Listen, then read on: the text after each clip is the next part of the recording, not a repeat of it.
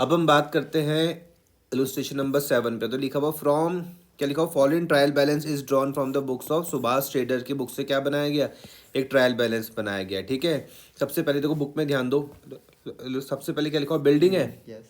है बिल्डिंग्स है, 60,000 रुपये, फिर मशीनरी है 17,000 रुपये, रिटर्न आउटवर्ड है 2600 रुपये। रिटर्न आउटवर्ड का मतलब क्या होता है, एन माइनस, नहीं होता क्या है, परचेज रिटर्न, जैसे हाँ परचेज रिटर्न। यही होता है ना। हमने कुछ सामान खरीदा होगा वो वापस जा रहा है। ठीक है, फिर उसके बाद क्या है, बैड डेट्स है, उसके बाद क्या है, कैश है, फिर है डिस्काउंट रिसीव्ड है, फिर बैंक ओवरड्राफ्ट है, फिर है क्रेडिटर्स, फिर है परचेज। ठीक है, इस तरफ क्या आ रहा, कैपिटल। कैपिटल है भाई, फिक्चर्स, इसको हम बोलते हैं फर्नीचर एंड फिक्चर्स, याद रहेगा, ठीक है। Furniture and fixtures. ठीक है, असेट होता है 5600 रुपये। सेल्स 104,000। डेटर्स मतलब देनदार 60,000। इंटरेस्ट जो आपको मिल रहा है 2600। ठीक है, आप बोल रहे हैं you are required to comment whether it is correct और नॉट, आपको बताना है कि भैया सही है या नहीं है।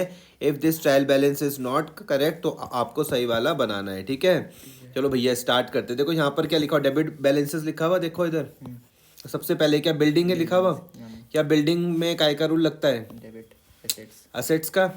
तो मैं इसको बोल सकता हूँ भाई ए प्लस, तो ये तो ठीक है।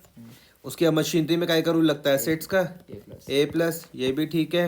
रिटर्न आउटवर्ड, परचेज रिटर्न, इसमें एन प्लस का रूल लगता है। क्लियर हो रहा, तो ये गलत है तुम्हारे पास, है ना। ठीक है। बैड डेट्स, तुम्हारे पास नुकसान हुआ, एन माइनस का रूल डेबिट में आता है, ये ठीक है। कैश असेट्स ए प्लस का रूल लगेगा, डेबिट में आएगा, ये ठीक है। डिस्काउंट मिला, एन प्लस का रूल लगता है, कहाँ आता है, क्रेडिट में, ये गलत। क्लियर हो रहा। बैंक ओवरड्राफ्ट लायबिलिटी होती है, ये भी गलत, क्रेडिट में आएगा। क्रेडिटर्स लायबिलिटी होती है, ये भी गलत। परचेज हम जब कुछ करते तो खर्चा होता है, बिल्कुल एन माइनस डेबिट में। क्लियर हो रही है बात, ये नहीं हो रही है। कैपिटल में काय का रूल लगता है, एल प्लस का, क्रेडिट में आता है, बिल्कुल ठीक है। फर्नीचर एंड फिक्चर्स असेट्स होते हैं, ये गलत। सेल्स में काय का रूल लगेगा, एन प्लस का, credit all income and gain, ये ठीक है। डेटर्स में काय का रूल लगता है, ए प्लस का, ये भी गलत। इंटरेस्ट मिला, एन प्लस का रूल लगेगा 2600, ये ठीक। ठीक है, तुमको फिर से ड्रॉ करना है। आ रहा समझ में, थोड़ा सा रुक के बताओ, आ गया सब, फिर से बताओ। आ गया। Even though the debit and credit sides agree, देखो दोनों साइड मिल तो रही हैं, लेकिन फिर भी ट्रायल बैलेंस इनकरेक्ट है। बोलते रहे भैया भले ही चाहे दोनों साइड मिल रही हो, लेकिन फिर भी ट्रायल बैलेंस क्या है, इनकरेक्ट है। बोले असेट्स जैसे कि fixtures and debtors are wrongly shown on the credit side, जैसे कि ये गलत बता रखा है, ये गलत है, तो इसको ये यहाँ आने चाहिए। ठीक है, और सेम इसी तरीके से यहाँ पर क्या क्या है, क्रेडिट साइड में रिटर्न आउटवर्ड, ये गलत है, ये देखो ये यहाँ जाना चाहिए क्रेडिट में। ठीक है, discount received, bank overdraft, creditors, ये जो डेबिट साइड में थे ये यहाँ नहीं जाएंगे, बल्कि कहाँ जाएंगे, क्रेडिट में जाएंगे। तो आपको इसको क्या करना है, रीड्राफ्ट करना है फिर से। ठीक है, अभी करोगे तुम इस क्वेश्चन को, रीड्राफ्टेड ट्रायल बैलेंस। तुम बोलोगे भैया बिल्डिंग क्या होता है, असेट्स होता है, ये ठीक है। अब मशीनरी असेट्स, ये भी ठीक है। फिर क्या था, फिक्चर्स, ये ठीक है। डेटर्स, ये भी ठीक है। बैड डेट्स में एन माइनस का रूल लगता है 2800। फिर क्या था, कैश में ए प्लस का रूल लगेगा 400। परचेज में एन माइनस का रूल लगेगा 1,00,000। तो 245 800 आ गया। क्लियर। कैपिटल में एल प्लस का रूल लगेगा भैया, सेल्स में एन प्लस का रूल लगता है, उसके बाद क्रेडिटर्स में एल प्लस का रूल लगता है, बैंक ओवरड्राफ्ट लायबिलिटी होती है, डिस्काउंट में एन प्लस का रूल लगाते हो, credit all income and gain, interest में भी सेम वही, इंटरेस्ट में भी सेम वही, और रिटर्न आउटवर्ड में भी सेम वही। ठीक है, एन प्लस का 2600। इसमें मैंने क्या चीज़ बताई थी, रिटर्न आउटवर्ड मतलब क्या होता है परचेज रिटर्न। Purchase return. तो दो पॉसिबिलिटी हो सकती है, या तो भैया पैसा हमको वापस मिल जाएगा तो भी ठीक है, नया गुड्स मिल जाए तो भी ठीक है। कर लोगे 7th वाला। Yes sir. तुमने कौन कौन से छोड़ दिए थे पहले, जहाँ से छोड़ दिए थे उनको कंप्लीट कर लेना। आगे बढ़ते इलस्ट्रेशन नंबर 8 में, following balances were extracted from the books of Ritesh on 31 March 2024। You are required to prepare a trial balance, आपको करना है। कुछ बैलेंसेस एक्सट्रैक्ट किए गए हैं, आपको क्या बनाना है भैया, ट्रायल बैलेंस आपको बनाना है। क्या बनाना है, ट्रायल बैलेंस आपको बनाना है। The amount required to be balance should be entered as a capital. Important है ये, यहाँ पे नई चीज़ आई, अपने नोट्स में इसको लिख लेना और ध्यान रखना इस चीज़ का, ये वाली चीज़ यहाँ पर नहीं आ रही है, ठीक है। The amount required to be balance should be entered as capital, मतलब अगर इन दोनों में कहीं पर डिफरेंस आया, अगर इसमें कहीं पर क्या आया, डिफरेंस आया, तो हम उसको क्या मानेंगे, कैपिटल मानेंगे, ठीक है। कोई दिक्कत तो नहीं है। तो भैया सबसे पहले बताओ परचेजेस कहाँ आएगा, क्या का रूल लगेगा परचेजेस में, एन माइनस का रूल लगेगा, मतलब डेबिट में आ जाएगा। Stock, opening stock N minus के रूल के साथ सॉल्व कर सकते हो, ये भी डेबिट में। सेल्स में एन प्लस का रूल आ जाएगा, क्रेडिट। सन्डी डेटर में क्या क्या रूल लगेगा, ए प्लस, मतलब डेबिट। सेल्स कहाँ पर आएगा, क्रेडिट में, ठीक है। डिस्काउंट मिलेगा, काय का रूल लगाओगे, एन प्लस का, क्रेडिट में। कैरेज आउटवर्ड, कैरेज मतलब क्या होता है, भाड़ा होता है, भाड़ा समझते हो ना तुम, ठीक है। कैरेज आउटवर्ड खर्चा है, एन माइनस का रूल लगेगा। उसके बाद कैश इन हैंड काय का रूल लगाओगे, ए प्लस डेबिट। मशीनरी में काय का rule, A plus debit. Provision for depreciation on machinery, देखो प्रोविजंस को मैं तुमको अभी अलग से समझाऊंगा, फिलहाल तुम इसको क्रेडिट में लिखना, ठीक है। इसको मैंने अलग से तुमको समझाना है, जब मैं आपको प्रोविजन और रिजर्व वाला चैप्टर समझाऊंगा तब इसको मैं डिटेल से समझाऊंगा, ठीक है। फिलहाल इसको कहाँ पर लिखोगे, क्रेडिट में, कहाँ पे, क्रेडिट में। ड्राइंग्स में हमेशा रखना एल माइनस का रूल लगता है, ठीक है। कैपिटल क्या करती है, ड्राइंग कैपिटल क्या करती है, बढ़ाती है, और ड्राइंग्स हमेशा कैपिटल को क्या करेगी, कम करेगी, हमेशा याद रखना। काय का रूल लगेगा, एल माइनस का, तो एल माइनस मतलब कहाँ आएगा, डेबिट में आ जाएगा, ठीक है। रिटर्न इनवर्ड मतलब क्या होता है, रिटर्न इनवर्ड, सामान मेरा वापस आया, तो इसको बोलते हैं हम सेल्स रिटर्न, ठीक है। तो या तो भैया पैसे वापस करने पड़ेंगे तो भी नुकसान है, नया सामान देना पड़ेगा तो भी नुकसान है, तो काय का रूल, एन माइनस का रूल। 3500 रुपये मतलब कहाँ आएगा, डेबिट में। प्रेमिसेस, प्रेमिसेस मतलब जैसे जहाँ पर हम रह रहे हैं, बिजनेस जहाँ पर हम धंधा कर रहे हैं, बिजनेस कर रहे हैं, प्रेमिसेस क्या होता है, असेट हो जाएगा, ए प्लस, कहाँ आएगा, डेबिट में। सेंट्री क्रेडिटर काय का रूल लगाओगे, एल प्लस का, कहाँ पर, क्रेडिट में। डिस्काउंट अलाउड, एन माइनस का रूल, समझ में आ रहा। कैरेज इनवर्ड, भाड़ा समझते हो ना, आउटवर्ड हो चाहे इनवर्ड हो, दोनों में ही एन माइनस का रूल लगता है, ठीक है। कैश एट बैंक, जो पैसा आपके बैंक में, ए प्लस का रूल, डेबिट में आ जाएगा। जनरल एक्सपेंसेस, एन माइनस का रूल, डेबिट में आ जाएगा। बेड डेट्स हो गए आपके, एन माइनस का रूल, नुकसान हो गया ना, लॉस, डेबिट में। प्रोविजन फॉर डाउटफुल डेट्स, अभी इसको जो भी तुमको प्रोविजन दिख रहे हैं इनको कहाँ पर लिखो, क्रेडिट में लिखो, अलग से समझाऊंगा मैं तुमको इसको, ठीक है। रिजर्व्स एंड प्रोविजन को मैंने तुमको अलग से समझाने, फिलहाल इन दोनों प्रोविजंस को कहाँ पर लिखोगे, क्रेडिट में, ठीक है जी। तो चेक कर लेते हैं, परचेजेस कहाँ पर आ रहा है, डेबिट में, ये समझ में आया। स्टॉक ये समझ में आया। सेल्स क्रेडिट में, ये समझ में आ गया। सन्डे डेटर्स ए प्लस, ये समझ में आया। डिस्काउंट जो रिसीव्ड हुआ ये समझ में आया। फिर उसके बाद कैरेज आउटवर्ड खर्चा ये समझ में आया। कैश इन एंड असेट्स ये समझ में आया। मशीनरी समझ में आया। प्रोविजन फॉर डेप्रिसिएशन क्रेडिट में आता है, अभी मैं अलग से समझाऊंगा इनको, ठीक है, ठीक है भाई। उसके बाद तुम्हारे पास क्या आ जाएगा, ड्राइंग्स, एल माइनस आ जाएगा। रिटर्न इनवर्ड मतलब सेल्स रिटर्न। प्रेमिसेस असेट हो गया। सन्ड्री क्रेडिटर्स ये हो गया। डिस्काउंट अलाउड, एन माइनस का रूल लग गया। कैरेज इनवर्ड ये भी खर्चा है। Cash at bank, A plus का रूल लग गया। जनरल एक्सपेंसेस, एन माइनस का रूल लग गया। बैड डेट्स में एन माइनस का रूल लग गया। प्रोविजन फॉर डाउटफुल डेट्स, अभी इनको समझ, बस ये समझो इनको क्रेडिट में लिखना है, ठीक है। फिलहाल अलग से समझाऊंगा मैं।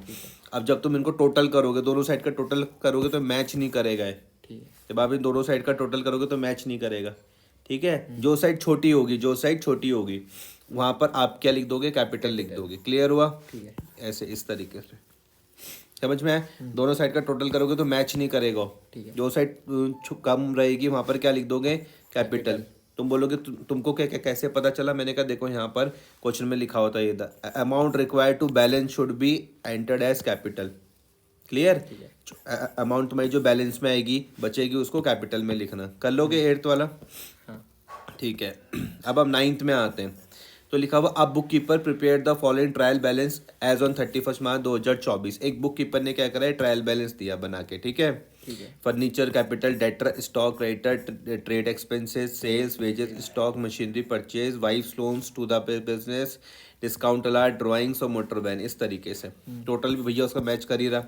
लेकिन you are required to identify errors giving reason के साथ, और उसको क्या करना है, रीड्राफ्ट करना है करेक्टली, सेम उसी तरीके से। ठीक है, तो देखते हैं फर्नीचर कहाँ आता है। एसेट, ठीक है, डेबिट, सही है। फर्नीचर तो भैया ठीक है, कैपिटल ठीक ठीक है, है। डेटर्स भी ठीक है, स्टॉक भी ठीक है, क्रेडिटर्स भी ठीक ठीक है। है, ट्रेड एक्सपेंसेस ये भी ठीक है, ठीक है।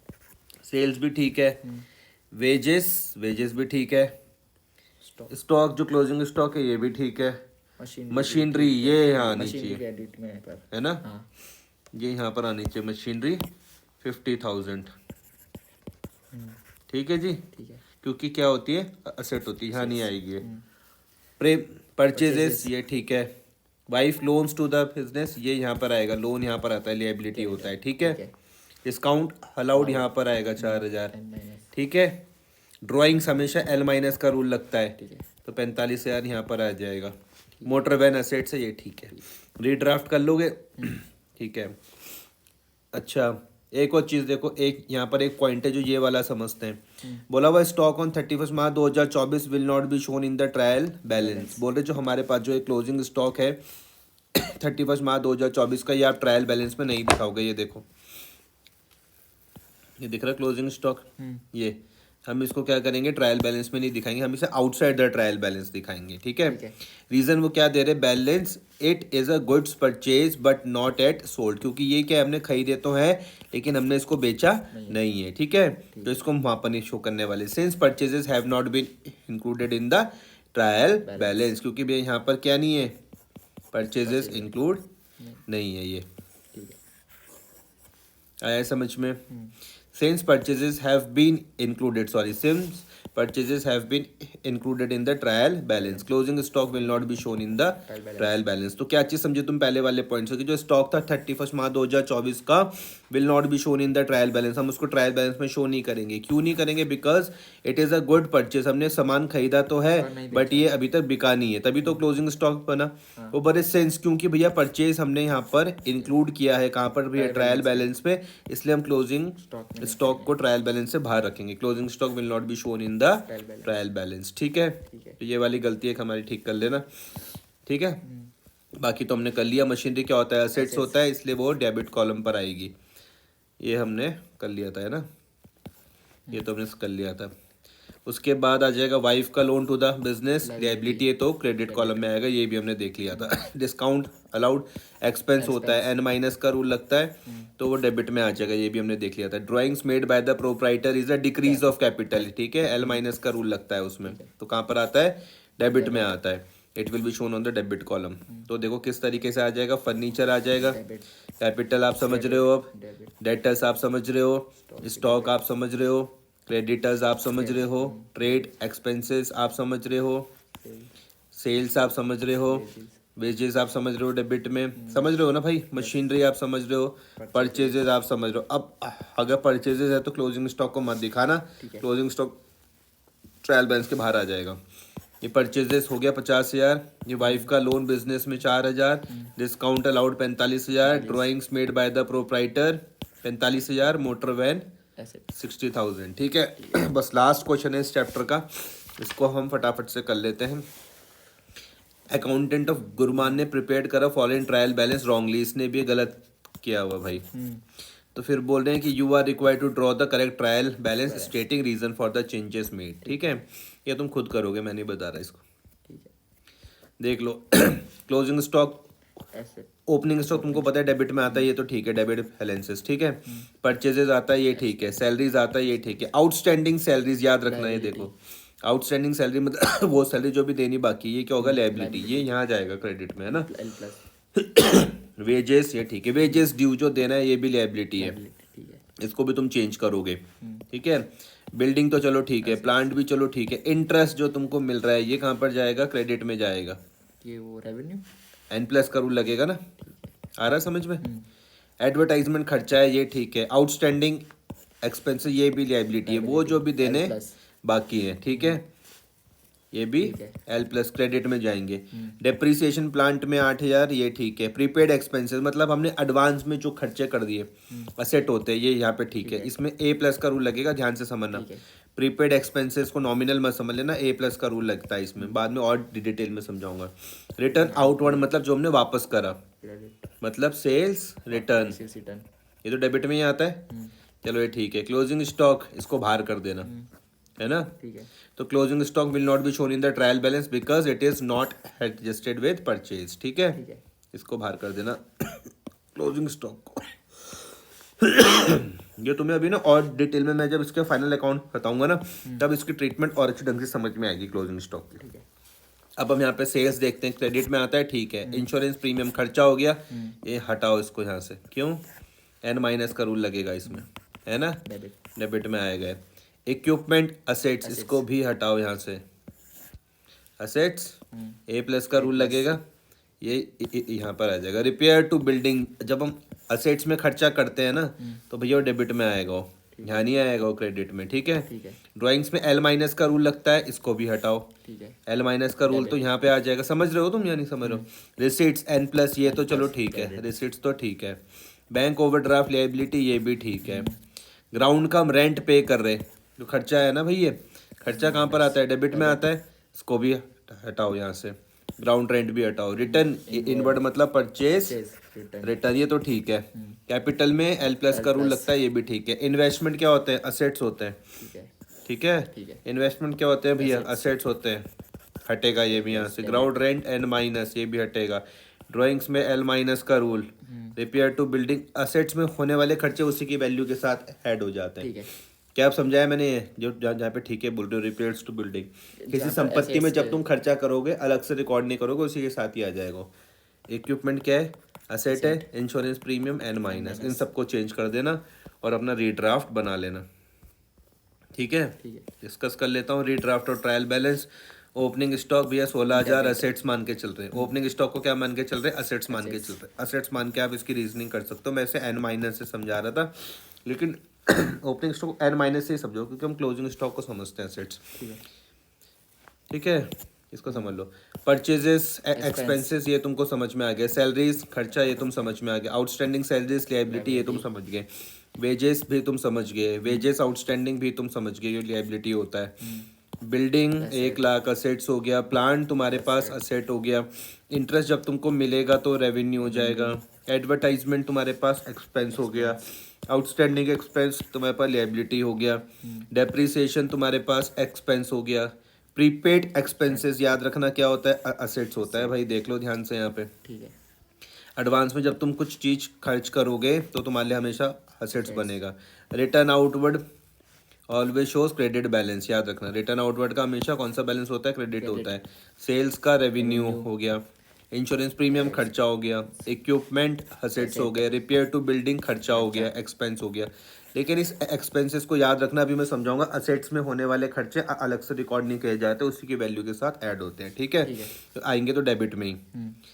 ड्राइंग्स हमेशा कैपिटल को कम करती है, ठीक है। एल माइनस तो डेबिट में आएगी। सन्ड्री रिसीट्स रेवेन्यू हो गया। बैंक ओवरड्राफ्ट लायबिलिटी होता है। ग्राउंड रेंट तुम्हारे पास खर्चा हो गया। रिटर्न इनवर्ड का मतलब सेल्स रिटर्न होगी ना, इसका डेबिट। आप हमेशा डेबिट बैलेंस होता है। कैपिटल, कैपिटल तो कैपिटल ही होती है। L plus internal liability credit में आ जाएगा। इन्वेस्टमेंट असेट्स होते हैं, डेबिट में आ जाएगा। ठीक है, इनके नेचर पता होने बहुत ज़्यादा जरूरी है। कितना करो।